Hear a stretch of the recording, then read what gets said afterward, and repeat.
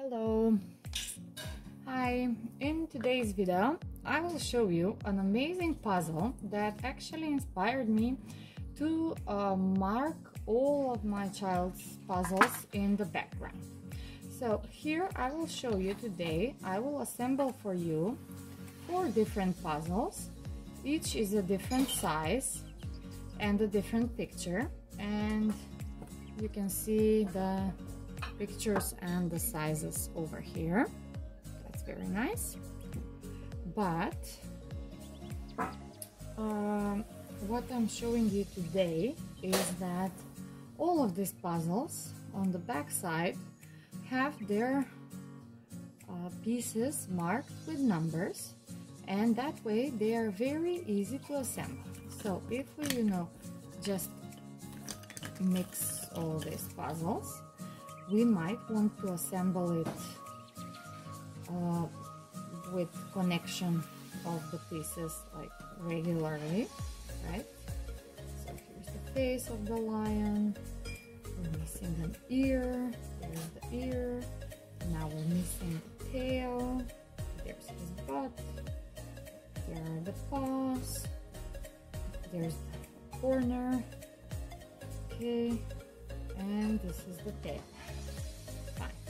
But we can also do this or control whether our child is doing it okay by connecting the numbers on the other side. So it's almost like you have 2 puzzles. One is with a picture and one is a mathematical one. So it goes 1, 2, 3, and this here ends, then we get 4, next 5, right? Next 6, then it's the end again, 7 is on the next row, then 8, then 9, and we have the same puzzle assembled from the other side.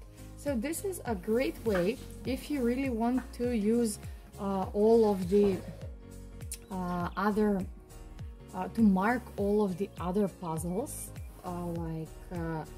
especially the bigger ones that you have, with a marker or a pen on the back side, because that way what you actually need is just to have the puzzle assembled, and then just flip it on the other side and mark them in the row, no matter how big or small it is, because it will work all the way. And when a piece will go missing, you will know exactly which piece is missing and what you can do to make it up for that piece or to find it.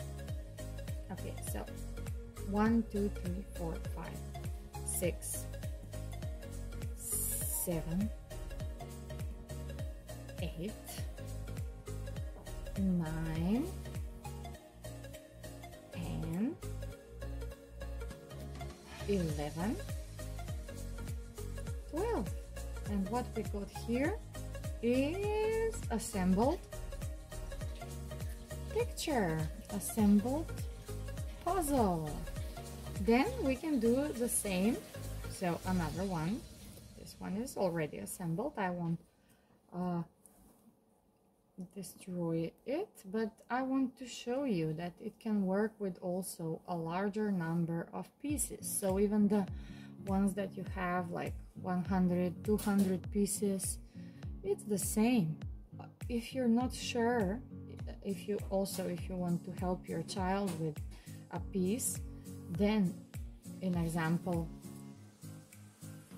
all of these are very similar, and this happens like a lot in larger puzzles that are, like 200 pieces or so, or very tiny pieces from the same structure, and you can't tell which one needs to go where, right, on larger puzzles. And then you just put all the pieces that you can see that are matching, and the ones that are with similar, you can try going like, okay, so this is number 5, it will be in the corner, number 1 will be in this corner, this is number 1, it must be here, next to it must be number 2, there's number 2 here, next to it must be number 3, number 3 is here, and the last one number 4, and then you match them all together. So that's why I think it's very, very useful to try and match things, mark puzzles on the back side. Of course, you can order or buy some puzzles like these ones that are already marked, but the thing is, I had no clue. So again, there's 2 and there's 3. These 2 must be connected. There's 1, so this must connect with 1. There's 15, so its nearby must be 14 or 16, right? There's 16. No, this is on another side. Yeah. So we're looking for 14. There it is. Okay. Now we're looking for 13. There it is. And we have a row. Now we're looking, there's 12. It's next to 13. Now there's 4 next to 3. We went 1, 2, 3, 4, then 5. Okay, so now 6 is in the next row. 7, 8, you see? And I will be putting them here in the second row. Now 9 and 10. There's 9 and there's 10. Nope, this must be the other way around. Yep. 9 and 10. And finishing that row too. Now I'm just adding the third row that we just connected by numbers a little bit earlier. And now the last numbers, 16 to 20, the last row. Oh, sorry, 16, 17, 18, 19, 20. That's right. I will turn the row around and put it all together, and then add just the missing piece, the last one. Okay, so I find this like very useful. I had no idea that you can actually find in some stores and buy puzzles that are already marked with numbers on the back side.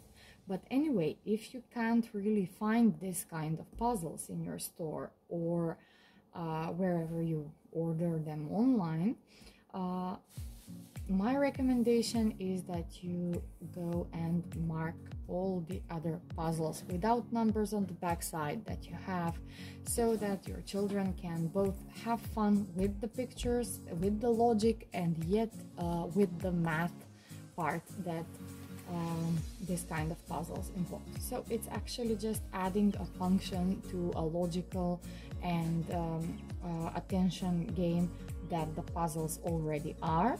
So when the child is trying to spot each piece of the puzzle and register with their eyes where on the picture, according to the picture, where this piece needs to be inserted, and then they practice with error and trial again to assemble it. Those are two functions. And then there's logic, that is the third function. And then there will be the numbers and the math function, which will integrate all together for them in this wonderful game. It's always best to let your children do the puzzle on your own. If it's age appropriate, you can interfere, you can help, but it's better to work with the puzzles than to watch videos of assembling puzzles. So have this in mind next time you're buying a toy or you're offering your child a free time activity. Thank you for this video. I hope this inspires you for a lot more new games with your children. Bye bye.